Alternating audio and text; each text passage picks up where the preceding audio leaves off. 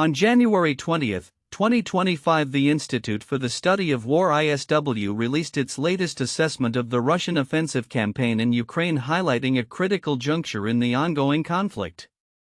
The report detailed staggering casualty figures, strategic military actions, and the political landscape surrounding the war, painting a complex picture of the situation as it continues to evolve. Ukrainian Commander-in-Chief General Oleksandr Syrskyi revealed that Russian forces endured over 434,000 casualties in 2024, with approximately 150,000 of those being personnel killed in action. This marks a significant increase from earlier estimates, reflecting not only the intensity of the conflict but also the willingness of Russian military command to accept unprecedented levels of casualties to secure territorial gains during the latter part of 2024. Syrskyi's assertion underscores the brutal nature of the ongoing warfare and the heavy toll it exacts on both sides.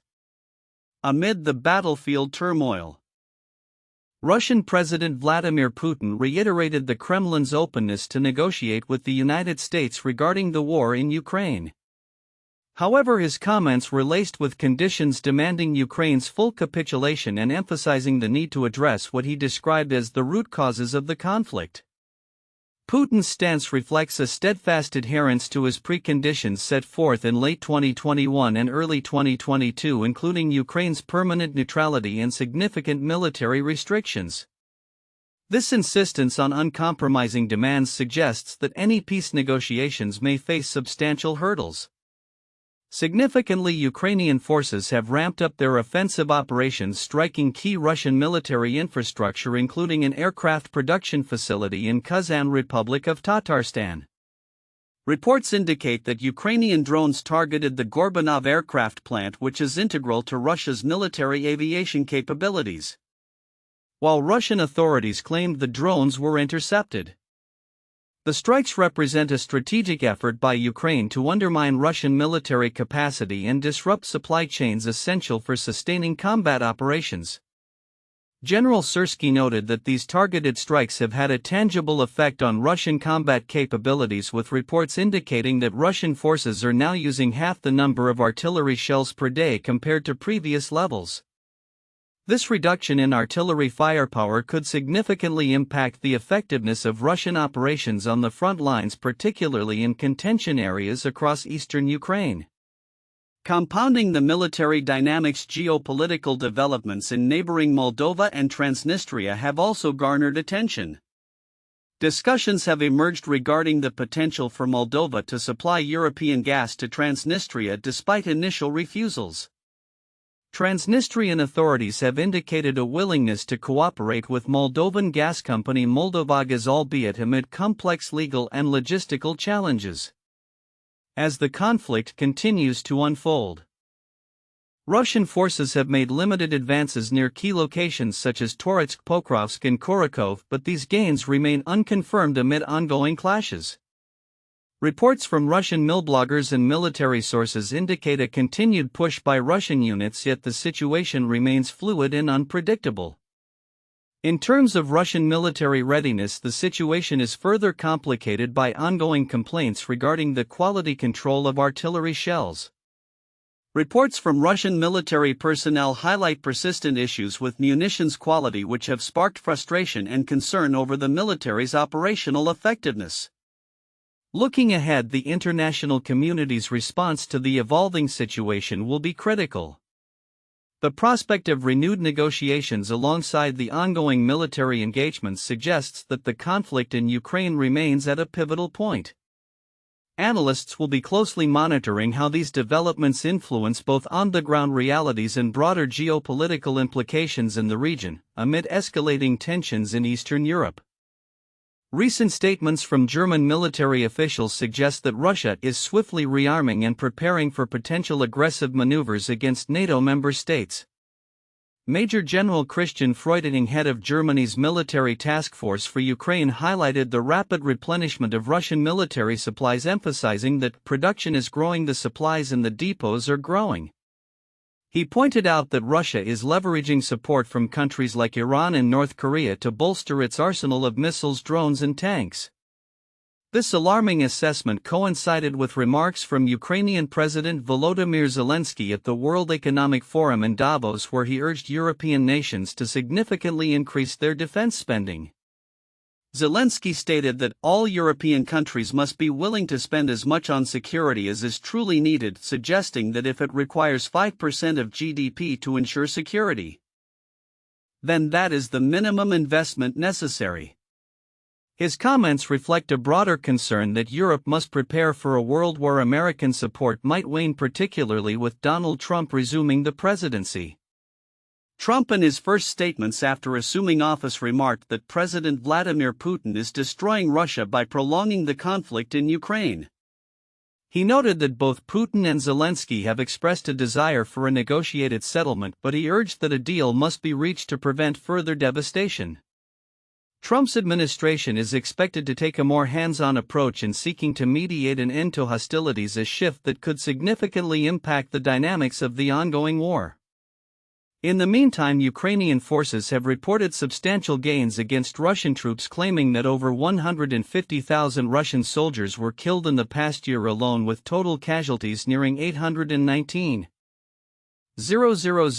This staggering toll underscores the high human cost of the conflict, which has also witnessed Ukraine carrying out drone strikes targeting critical Russian military infrastructure, including an aircraft factory in Kazan.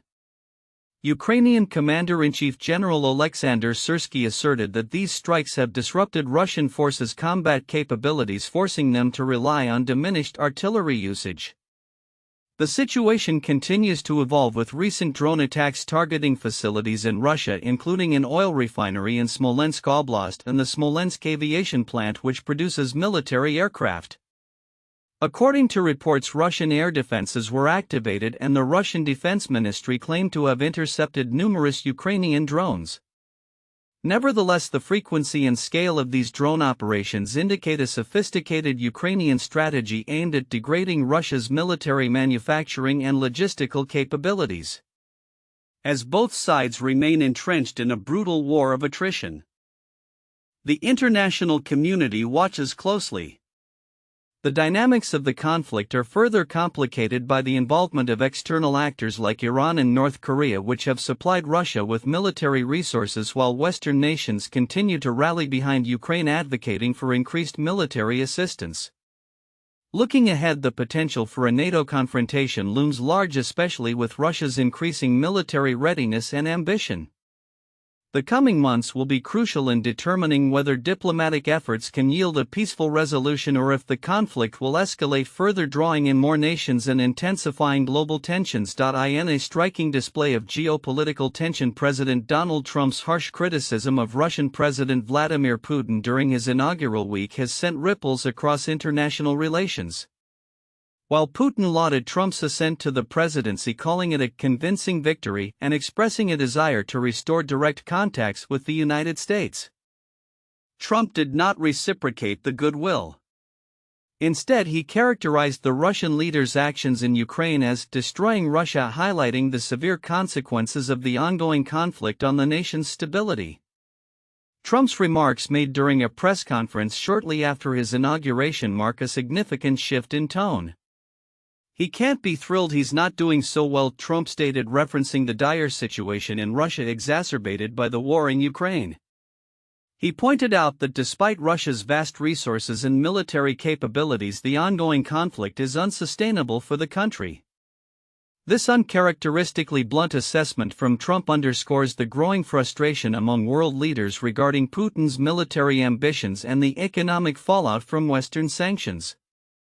Hours after Trump's comments, Putin held a video conference with Chinese President Xi Jinping. Their discussion reflected a concerted effort to reinforce their strategic partnership, which has only deepened following Russia's military actions in Ukraine.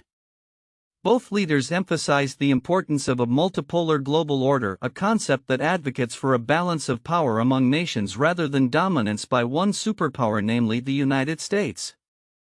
Putin articulated the significance of Russia-China relations, asserting that these ties are built on mutual benefits and shared interests independent of the fluctuations in international politics.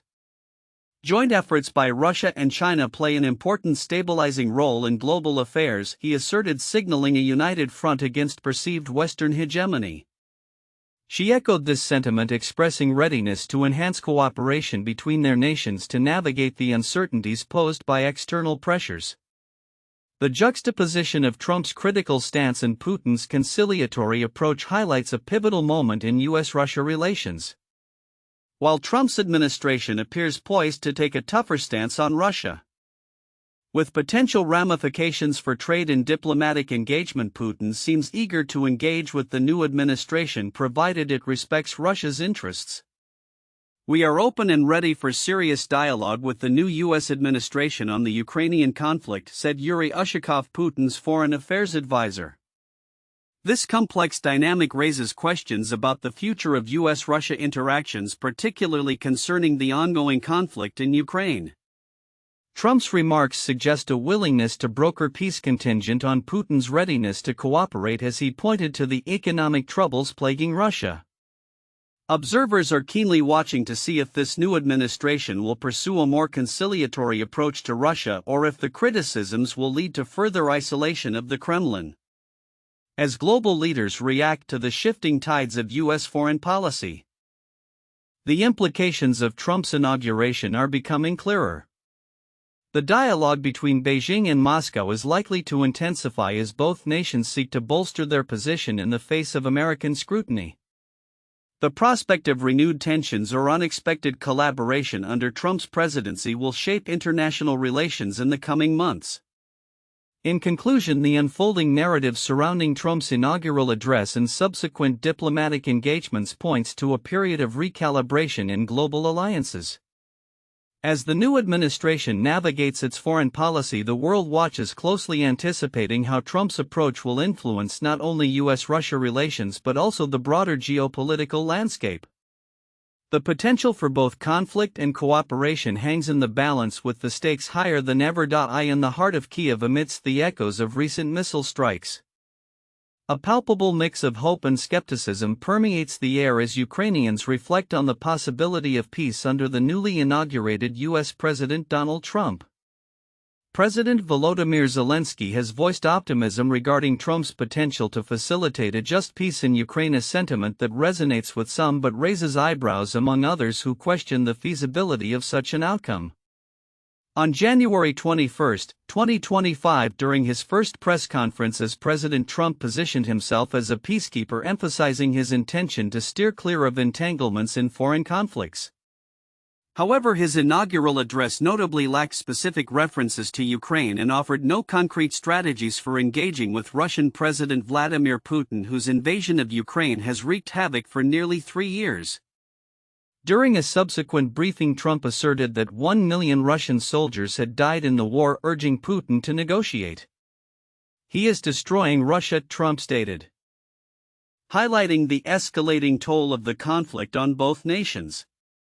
As residents gathered outside the Lukyanivska metro station where a recent Russian strike claimed 3 lives, they shared their divergent views on Trump's role in potential negotiations. Valeria, a 23-year-old shopworker, expressed skepticism, remarking, "I think a deal is unrealistic. Trump is blah blah blah." In contrast, Mykola, a retired physicist, voiced cautious optimism, referencing Trump's previous success in mediating peace in the Israel-Gaza conflict. "We need to stop the war," he insisted, suggesting a freeze of the current frontline to allow for diplomatic efforts. Zelensky's endorsement of Trump's return to the White House reflects a notable shift in Ukraine's diplomatic strategy, particularly following strained relations with the Biden administration. Ukrainian officials have criticized the former administration for its cautious approach to military aid, which they believe hampered efforts to counter Russian advances. In his congratulatory message to Trump, Zelensky emphasized the need for mutually beneficial cooperation, hoping that the new administration might take a more decisive stance.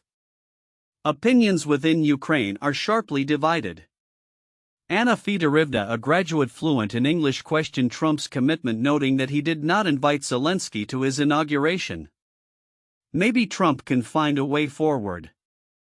He talks to Putin at least, which Biden didn't, she remarked, highlighting a potential opening for dialogue. However, journalist Kristina Berdinskik remarked on the absence of Ukrainian discourse in Trump's speech, expressing concern that Ukraine might not be a priority for the new administration. Our main challenge in the future will be to keep his attention, she noted. The skepticism is mirrored in the broader geopolitical landscape. As Trump navigates his presidency, the Kremlin remains steadfast in its demands, including the annexation of occupied Ukrainian territories and the establishment of a pro-Russian government in Kyiv. Meanwhile, on the battlefield, Russian forces are reportedly advancing, posing a substantial challenge to diplomatic overtures. Trump's special envoy Keith Kellogg suggested a timeline of 100 days for a potential agreement, but few Ukrainians believe this is realistic. Many fear that Trump may curtail military assistance to Ukraine, viewing it as a remnant of Biden's policies. Amidst these uncertainties, the sentiments of ordinary Ukrainians like Petro Hryhorovich, who fears for his country's future, resonate deeply. "I don't think Putin will stop until he has destroyed Ukraine," he lamented. As Zelensky embarks on his trip to the World Economic Forum in Davos, where he is expected to engage in discussions with global leaders about Ukraine's plight, the future remains uncertain. With Trump's administration poised to shape U.S. foreign policy anew, Ukraine stands at a crossroads, hoping for a resolution yet grappling with the realities of a persistent conflict. The coming days will be crucial in determining whether the rhetoric of peace can translate into tangible actions that could finally bring an end to the war that has devastated the nation.